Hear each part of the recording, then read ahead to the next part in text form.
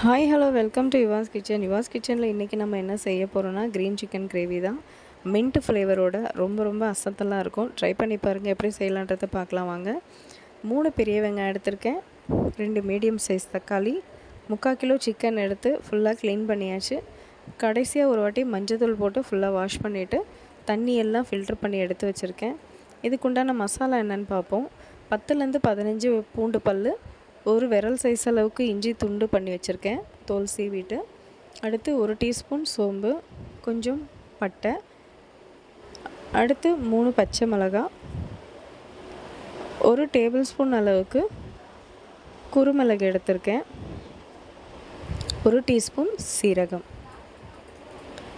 இது கூட ஒரு கைப்பிடி அளவுக்கு புதினா எடுத்துக்கலாம், ஒரு கைப்பிடி அளவுக்கு கொத்தமல்லி. ஒரு மிக்ஸி ஜார் எடுத்து வெங்காயம் தக்காளி ரெண்டையுமே நல்லா இந்த மாதிரி கட் பண்ணி சேர்த்துக்கோங்க. நம்ம மசாலாவுக்காக எடுத்து வச்சுருக்க சாமான் எல்லாத்தையுமே இதில் ஒவ்வொன்றா சேர்த்துக்குவோம்.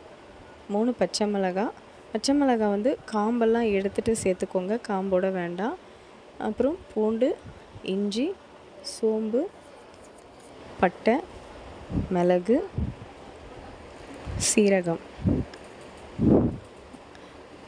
இது கூட புதினா, அடுத்து கொத்தமல்லி. எதுக்குமே தண்ணி சேர்க்க வேண்டாம், வெங்காயம் தக்காளியில் இருக்க தண்ணியே போதுமானது, எக்ஸ்ட்ரா தண்ணி வேண்டாம். ஒரு பல்ஸ் விட்டு எடுத்ததுக்கப்புறமா இதில் 1 டீஸ்பூன் தனியாத்தூள், 1 டீஸ்பூன் தனி மிளகாத்தூள் சேர்த்துக்கோங்க. கூடவே 1 டேபிள் ஸ்பூன் தயிர் சேர்த்துக்கோங்க. தயிர் வந்து ஆப்ஷனல் தான், உங்களுக்கு வேண்டான்னா ஸ்கிப் பண்ணிக்கலாம். இதெல்லாம் சேர்த்து நல்லா ஃபைன் பேஸ்ட்டாக அரைச்சி எடுத்துகிட்டு வந்துடலாம். அரைச்ச பேஸ்ட்டு நம்ம ரெடி பண்ணி வச்சுருக்க சிக்கன் கூட ஃபுல்லாக போட்டு கலந்து விட்டுருங்க. நான் இன்னும் இதில் உப்பு சேர்க்கலை. இப்போது இது கூட 1.5 டேபிள் ஸ்பூன் அளவுக்கு கார்ன்ஃப்ளவர் மாவு சேர்த்துக்கலாம். கார்ன்ஃப்ளவர் மாவு சேர்த்து நல்லா கிளறிக்கோங்க.